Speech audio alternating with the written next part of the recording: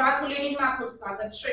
ગાંધીનગરના દહેગામમાં કથિત લઠ્ઠાકાંડ અંગે કોંગ્રેસ પ્રવક્તા મનીષ દોશીનું નિવેદન સામે આવ્યું છે।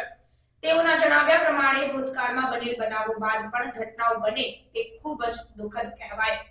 તંત્ર આ કાંડને ઝેરી દારૂમાં ખપાવવા પ્રયત્ન કરી રહ્યું છે। ગામના સરપંચ કહી રહ્યા છે કે આજુબાજુમાં દારૂના અડ્ડા ધમધમે છે। અસામાજિક તત્વો બેરોકટોક અડ્ડાઓ ચલાવે છે અને સરકાર આંખ આડા કાન કરે છે। સરકાર જાગશે તો જ આવી ઘટનાઓને અટકાવી શકાશે। દરેક ઘટનાઓ બાદ સરકાર લીપાથોપીની ભૂમિકામાં જોવા મળે છે।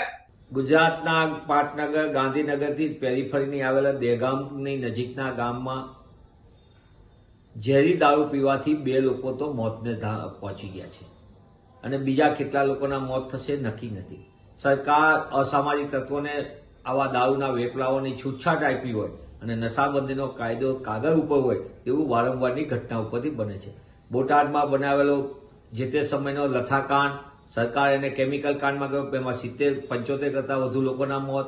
2009માં અમદાવાદમાં 140થી વધુના લઠ્ઠાકાંડમાં મોત અને એના પછી અનેક વખત ઝેરી દારૂ, કેમિકલ કાંડ એવા જુદા જુદા નામે જે રીતે દારૂના કારણે લોકોના મોત થઈ રહ્યા છે, છતાં સરકાર કુંભકર્ણની નિંદ્રામાં છે।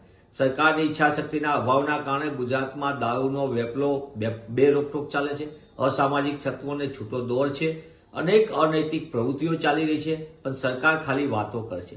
ગૃહ વિભાગ ભ્રષ્ટાચારનું એપી સેન્ટર અવ્વલ નંબર ઉપર અને જે રીતે તંત્ર જાણતા છતાં પગલાં નથી ભરાતા એવું ખુદ ત્યાંના સ્થાનિક સરપંચે કીધું કે આજુબાજુના બધા ગામોમાં આ રીતે ઝેરી દારૂના વેપલાઓ મોટા પાયે ચાલી રહ્યો છે।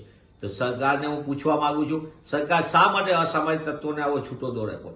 સરકાર કોના દબાણ નીચે કામ કરે? સરકાર શા માટે ગુજરાતીઓની માનવ જિંદગીને બચાવવા માટે મહેનત નથી કરતી?